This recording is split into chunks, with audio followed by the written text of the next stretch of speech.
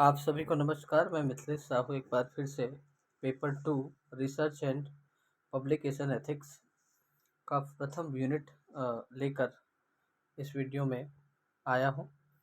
इस वीडियो में हम लोग प्रथम यूनिट जो सेकंड पेपर का है दर्शन और नैतिकता के बारे में डिस्कस करेंगे। इसमें दर्शन का परिचय है, परिभाषा है, प्रकृति, उसकी अवधारणाएं, उनकी शाखाएं कौन कौन सी हैं ये है। और उसके बाद फिर नैतिकता की परिभाषा, नैतिक दर्शन क्या होते हैं और नैतिक निर्णयों और प्रतिक्रिया की प्रकृति क्या होती है, इस पर हम चर्चा करेंगे। तो बिना देरी के इस वीडियो को शुरू करते हैं। पहला टॉपिक है दर्शन का परिचय, परिभाषा, प्रकृति, अवधारणा और शाखाएं। तो दर्शन का परिचय आप सभी को पता है। दर्शन शब्द संस्कृत के दृश्य धातु से बना हुआ है, जिसका अर्थ होता है देखना, जानना और साक्षात्कार करना। दर्शन का अर्थ केवल आंखों से देखना नहीं, बल्कि सत्य का बौद्धिक और आध्यात्मिक अनुभव करना होता है। दर्शन विज्ञान सभी शास्त्रों का मूल आधार है, जो जीवन, ब्रह्मांड, आत्मा, ईश्वर और नैतिक मूल्यों के संबंध को गहनता से विचार करता है। दर्शन हमें यह समझाने में या समझने में सहायता प्रदान करता है कि जीवन का अंतिम उद्देश्य क्या होना चाहिए और हमें किस दिशा में या किस रूप में कार्य करना चाहिए, हमें अपने कार्यों और विचारों को किस दिशा में ले जाना चाहिए। ये दर्शन का मुख्य लक्ष्य या उद्देश्य होता है। भारत और पश्चिम दोनों ही क्षेत्रों में दर्शन का महत्वपूर्ण स्थान रहा है। भारतीय दर्शन आध्यात्मिकता और मोक्ष पर बल देता है, वहीं पाश्चात्य दर्शन तर्क और अनुभव के माध्यम से सत्य की खोज करता है। तो दोनों में डिफरेंस क्या है? भारतीय दर्शन ये मानता है कि आध्यात्मिकता हमारे यहाँ विद्यमान है, आध्यात्मिक लोगों को होना चाहिए और अंतिम लक्ष्य दर्शन का मोक्ष की प्राप्ति है। जबकि पाश्चात्य दर्शन यह मानता है कि तर्क और अनुभव के माध्यम से हम सत्य की खोज कर सकते हैं। ठीक है, आगे बढ़ते हैं। दर्शन की परिभाषा देख लेते हैं। सामान्यतः अगर दर्शन की परिभाषा देखें तो दर्शन वह शास्त्र है जो ब्रह्मांड, आत्मा, जीवन, सत्य, ज्ञान और मूल्यों के गूढ़ प्रश्नों का तर्क संगत एवं विश्लेषणात्मक उत्तर देने का प्रयास करता है। वही अगर विद्वानों की बात करें तो अरस्तु और सुकरात का सबसे महत्वपूर्ण दर्शन की परिभाषा रही है। जैसे अरस्तु ने कहा है कि दर्शन अंतिम कारणों का ज्ञान है, वही सुकरात महोदय ने कहा है कि दर्शन आत्मज्ञान की प्रक्रिया है। और हमारे भारतीय विद्वान जैसे राधा कृष्णन महोदय ने, आचार्य शंकर देव ने भी कहा है, इसको आप पढ़ लीजिएगा। ठीक है, दर्शन की प्रकृति क्या होती है? दर्शन की प्रकृति में पहला पॉइंट है तार्किकता। दर्शन में क्या होनी चाहिए? तार्किकता होनी चाहिए। दर्शन तर्क और विश्लेषण पर आधारित होना चाहिए। यह विश्वास और परंपरा पर बिना प्रश्न किए नहीं चल सकता। दूसरा, आलोचनात्मक दृष्टिकोण अपनाया जाए तर्क में, दर्शन में। तो दर्शन किसी भी विषय को आलोचनात्मक दृष्टि से देखता है और सत्य तक पहुंचने का प्रयास करता है। ठीक है। सार्वभौमिकता, दर्शन का विषय व्यापक है, अर्थात न केवल भारत में बल्कि ब्रह्मांड के सभी हिस्सों में दर्शन व्याप्त है, ऐसा मानना है। ठीक है। आध्यात्मिकता, विशेषकर भारतीय दर्शन आत्मा, मोक्ष और ब्रह्म की प्राप्ति का अंतिम लक्ष्य माना जाता है। संदेहात्मक प्रवृत्ति, दर्शन में किसी भी सिद्धांत को अंतिम सत्य नहीं माना जा सकता जब तक कि वह तर्क और अनुभव द्वारा सिद्ध न हो। ठीक है। उसके बाद मानव केंद्रित दृष्टिकोण, दर्शन मुख्य रूप से मानव जीवन के प्रश्नों पर केंद्रित होता है, जैसे जीवन का अर्थ क्या है, नैतिकता क्या है, समाज में मनुष्य की भूमिका क्या है आदि। ठीक है, आगे बढ़ते। दर्शन की अवधारणा, कॉन्सेप्ट ऑफ फिलॉसफी, दर्शन एक ऐसा विचार है जो जीवन के मूलभूत प्रश्नों को उत्तर खोजने का प्रयास करता है, जैसे क्या है सत्य, या सत्य क्या है, क्या जीवन का उद्देश्य क्या होना चाहिए, ईश्वर का अस्तित्व है या नहीं, क्या है नैतिकता और क्या क्यों इसका पालन करें। इन सब प्रश्नों का उत्तर हम दर्शन में खोज सकते हैं। यह केवल सैद्धांतिक विचार तक सीमित नहीं है, बल्कि यह जीवन जीने की कला को भी सिखाता है। दर्शन विचारों और कार्यों के बीच में सामंजस्य का कार्य करता है और मनुष्य को और मनुष्य को आंतरिक रूप से संतुलित बनाता है। ठीक है, तो दर्शन हमारे जीवन के लिए महत्वपूर्ण है। इससे जो मनुष्य है उसमें विचारों और कार्यों का सामंजस्य स्थापित होता है और मनुष्य अपने अंदर का जो गुण है, अपने अंदर की जो भी क्रियाएं हैं उनको संतुलित करने का प्रयास करता है दर्शन के माध्यम से। दर्शन की शाखाएं, प्रमुख शाखाएं हैं मीमांसा या ज्ञान मीमांसा, जो ज्ञान के स्रोत, स्वरूप, सीमा और सत्यता का अध्ययन करता है। इसमें जैसे प्रश्न, हम कैसे जानते हैं कि क्या सत्य है।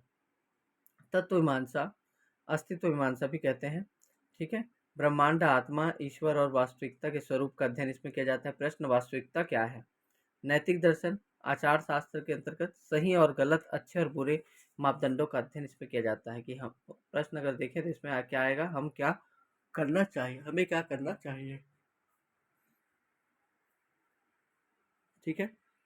सौंदर्य शास्त्र, सौंदर्य कला और उसके अनुभव का अध्ययन इसमें किया जाता है। प्रश्न, सौंदर्य क्या है। तर्कशास्त्र, लॉजिक, सही तर्क या विचारों की वैधता का अध्ययन तर्कशास्त्र में किया जाता है। प्रश्न जैसे उचित तर्क कैसे किया जा सकता है। राजनीतिक दर्शन, इसमें राज्य, न्याय, स्वतंत्रता और समानता का अध्ययन होता है। जैसे आदर्श राज्य क्या है। सामाजिक दर्शन की बात करें तो इसमें सामाजिक एवं सामाजिक संस्थाओं और मानवीय संबंधों का अध्ययन किया जाता है। ठीक है। समाज क्या है या सामाजिक संबंध कैसे बनते हैं, इस पर भी हम विचार कर सकते हैं इस अध्ययन के अंतर्गत। तो निष्कर्ष में कह सकते हैं कि दर्शन जीवन और ब्रह्मांड के गूढ़ प्रश्नों का उत्तर देने वाला एक अनुशासनात्मक अनुभव है। यह मनुष्य को आत्मज्ञान और समाज के कल्याण की दिशा की ओर प्रेरित करता है। ठीक है। और दूसरा जो टॉपिक है इसी में, नैतिकता और परिभाषा। नैतिकता की परिभाषा, नैतिक दर्शन और नैतिक निर्णय तथा प्रक्रियाओं की प्रकृति क्या होती है। नैतिकता का परिचय, परिभाषा। नैतिकता, एथिक्स, मानव आचरण का वह पक्ष है जो सही और गलत, उचित और अनुचित, साधारण या सदाचार या कदाचार के बीच में भेद पैदा करता है। यह जीवन के मूल्यों, आदर्शों, नियमों और का समूह है जो समाज एवं व्यक्तिगत जीवन को संयमित और मूल्यपरक बनाता है। ठीक है। तो नैतिकता क्या है, ये मानव जीवन का एक महत्वपूर्ण पक्ष है जो सही और गलत क्या है, कदाचार और दुराचार क्या है। ठीक है। सदाचार और कदाचार क्या है, उचित और अनुचित हमारे लिए क्या है, इस पर भेद करता है। और जीवन के जो मूल्य है, आदर्श हैं, उनके नियमों को के समूह को समाज को बताता है, जो समाज एवं व्यक्तिगत जीवन को संयमित व मूल्यपरक बनाने में सहायता करते हैं। ठीक है। इनकी परिभाषा देख लेते हैं। आचार्य चाणक्य महोदय ने कहा था, जो आचरण मनुष्य और समाज के कल्याण हेतु किया जाता है वही नैतिक आचार है। अर्थात जो हम आचरण कर रहे हैं वो मनुष्य और समाज के कल्याण के लिए है, तो वही क्या है, नैतिकता है या नैतिक आचरण है। ठीक है। और भी इसमें दिए गए हैं परिभाषा, आप देख लीजिएगा। नैतिकता के उद्देश्य क्या क्या है देख लेते हैं। नैतिकता का मुख्य उद्देश्य है, पहला, जीवन को मूल्यपरक बनाना। दूसरा, समाज में सदाचार का विकास करना। तीसरा, मानव संबंधों में संतुलन एवं सह-अस्तित्व को बढ़ावा देना। चौथा, व्यक्तिगत और सामाजिक दायित्वों का पालन कराना। ठीक है। तो ये आपके नैतिकता के प्रमुख उद्देश्य हो सकते हैं, है ना। उसके बाद दूसरा टॉपिक इसी में था, नैतिक दर्शन क्या है। नैतिक दर्शन दर्शन की वह शाखा है जो यह अध्ययन कराती है कि मनुष्य का आचरण किस आधार पर अच्छा या बुरा है, सही है या गलत है कहा जा सकता है। यह केवल नियमों का पालन की बात नहीं करता, बल्कि आचरण के पीछे के उद्देश्यों, उनकी मंशा और उनके परिणामों का मूल्यांकन भी करता है। ठीक है। नैतिक दर्शन के प्रमुख सिद्धांत कौन कौन से हैं। कर्तव्यवाद, इसमें कार्यों के पीछे की नियत या कर्तव्यों को महत्वपूर्ण माना गया है ना। कांट के अनुसार सही कार्य वह है जो नैतिक नियमों के अनुसार किया जाता हो, चाहे वह कुछ भी हो। ठीक है। उसके बाद दूसरा है परिणामवाद।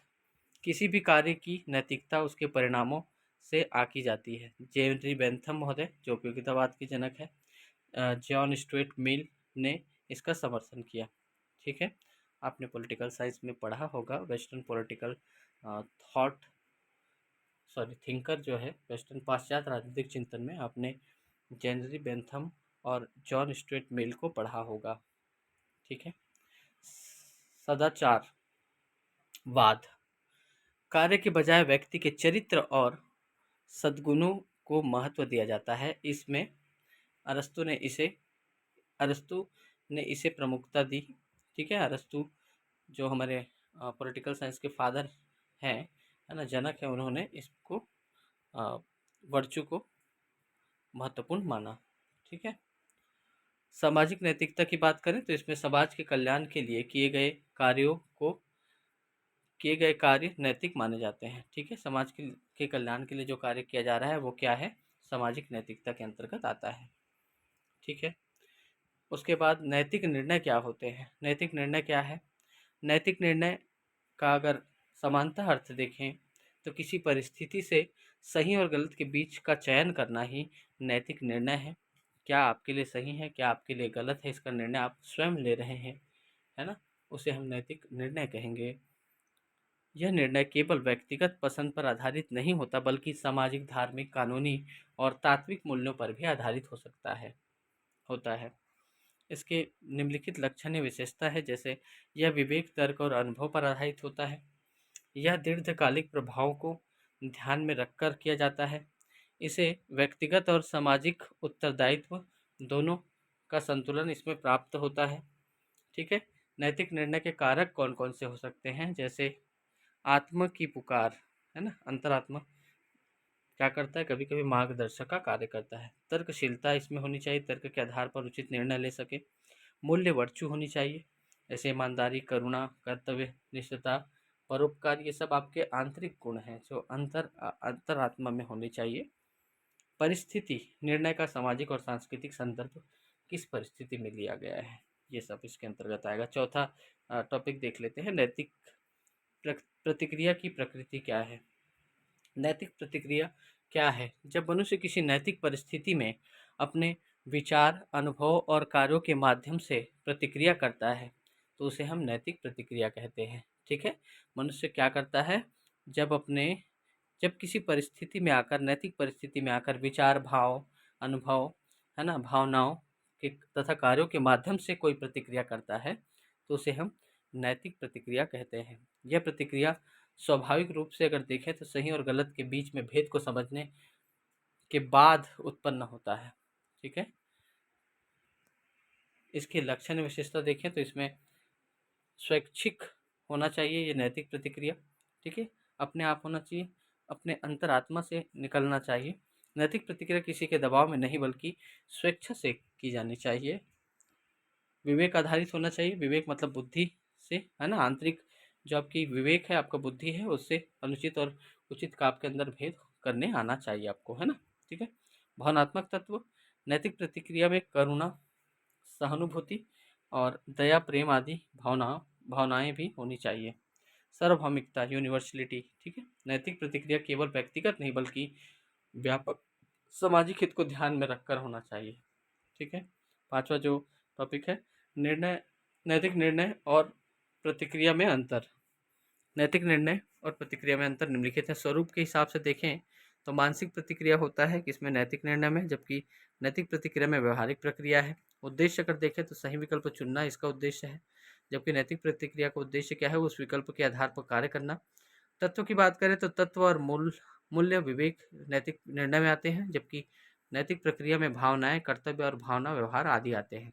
उसी प्रकार प्रतिक्रिया समय की बात करें तो निर्णय से पूर्व नैतिक निर्णय में प्रतिक्रिया हो जाती है, जबकि नैतिक प्रतिक्रिया जो है वो निर्णय के बाद होता है। तो इसमें आप मेजर अंतर देख सकते हैं। ठीक है, निष्कर्ष में हम कह सकते हैं कि नैतिकता जीवन की आधारशिला है जो मनुष्य और समाज दोनों को दिशा प्रदान करता है। नैतिक दर्शन हमें यह समझने में सहायता करता है कि हमारे लिए क्या सही है, क्या गलत है, क्या उचित है, क्या अनुचित है। इन सबको ध्यान में रखकर ही हमें नैतिक निर्णय लेने चाहिए। और नैतिकता केवल व्यक्तिगत नहीं बल्कि समाज के हित के लिए, समाज को स्थायित्व प्रदान करने के लिए, समाज में सौहार्द लाने के लिए हमें करना चाहिए। ठीक है, तो ये आपका फर्स्ट यूनिट समाप्त होता है। इसमें कुछ मैंने ऑब्जेक्टिव प्रश्न भी लिए हैं, उसको भी एक बार देख लेते हैं। ठीक है, दर्शन शब्द की उत्पत्ति किस भाषा से हुई है, तो आप सभी को पता है यूनानी भाषा से। दर्शन का शाब्दिक अर्थ होता है वस्तुओं का अवलोकन करना। दर्शन में, भारतीय दर्शन में कितनी प्रमुख शाखाएं हैं, तो 6 शाखाएं मैंने पढ़ाया था ऊपर, है ना। नैतिकता का प्रमुख उद्देश्य क्या होता है, अच्छे बुरे के विवेक को समझना या समझाना। ठीक। नैतिक निर्णय किस आधार पर लिए जाते हैं? तर्क और विवेक के आधार पर। स्वार्थ सिद्धांत किस प्रकार की नैतिकता का उदाहरण है? स्वार्थ आधारित नैतिकता। उपयोगितावाद के प्रमुख प्रवर्तक कौन है? मैंने बताया था, जेनरी बेंथम और जॉन स्टुअर्ट मिल, दोनों को ले सकते हैं।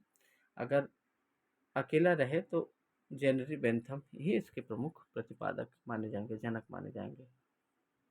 ठीक है। कर्तव्यवाद किस दर्शन से जुड़ा हुआ है? तो कांट के दर्शन से, है ना, एमेनुअल कांट। ठीक है। ये भी बहुत बड़े विद्वान हैं, समाजशास्त्र में इन्होंने बहुत सारी थ्योरीज दी हैं और पॉलिटिकल में भी है। ठीक है। विवेकवादी नैतिक दृष्टिकोण का मूल उद्देश्य क्या है? तो सद्गुणों के विकास पर बल देना। निम्नलिखित में से कौन सा दर्शन सत्य की व्यक्तिगत अनुभूति पर बल देता है? तो प्रत्यक्षवाद। तत्वमीमांसा मुख्यतः किसका अध्ययन करती है? तो वास्तविकता और अस्तित्व का। तत्वमीमांसा शब्द किस दर्शन पर आधारित हो सकता है? तो यूनानी दर्शन पर। तत्व शब्द का शाब्दिक अर्थ क्या है? तो क्या है? मूल तत्व है। निम्नलिखित में से कौन सी शाखा तत्वमीमांसा का भाग नहीं है? तो न्याय मीमांसा।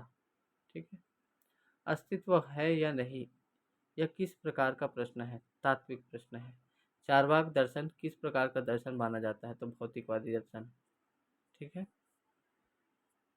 इस सब दर्शन के बारे में मैंने और वीडियो बनाया है, इसमें आपको देख लेना है ना। सांख्य दर्शन के अनुसार सृष्टि के दो मूल कारण कौन से हैं? तो कौन कौन से? प्रकृति और पुरुष। सांख्य दर्शन अनुसार प्रकृति जड़ और पुरुष चेतन के मूल तत्व है। बौद्ध दर्शन किस प्रमाण को प्रमुखता देता है? प्रत्यक्ष प्रमाण को। ठीक है। वैशेषिक दर्शन किस दर्शन पर आधारित है? तो कनात के, है ना, गौतम, ये सब मैंने बताया था। ठीक है। वेदांत दर्शन किस उपनिषद सिद्धांत पर आधारित है? तो उपनिषद पर आधारित है। वेदांत दर्शन उपनिषदों, ब्रह्मसूत्र और भागवत गीता पर आधारित है और अद्वैत वेदांत का मुख्य प्रवर्तक शंकराचार्य माने जाते हैं। ठीक है। तो यहीं पर ये फर्स्ट यूनिट का आपका वीडियो समाप्त होता है। अगर यह वीडियो आपको अच्छा लगता है तो मेरे चैनल को सब्सक्राइब कीजिए, इस वीडियो को अधिक से अधिक शेयर कीजिए, लाइक कीजिए तथा कमेंट कीजिए कि आपको यह वीडियो कैसा लगा, ताकि मैं अपने पढ़ाने के तरीके को सुधार सकूं, है ना। ठीक है। तो बहुत बहुत धन्यवाद इस वीडियो को देखने के लिए। जय हिंद, जय भारत, जय छत्तीसगढ़। Thank you.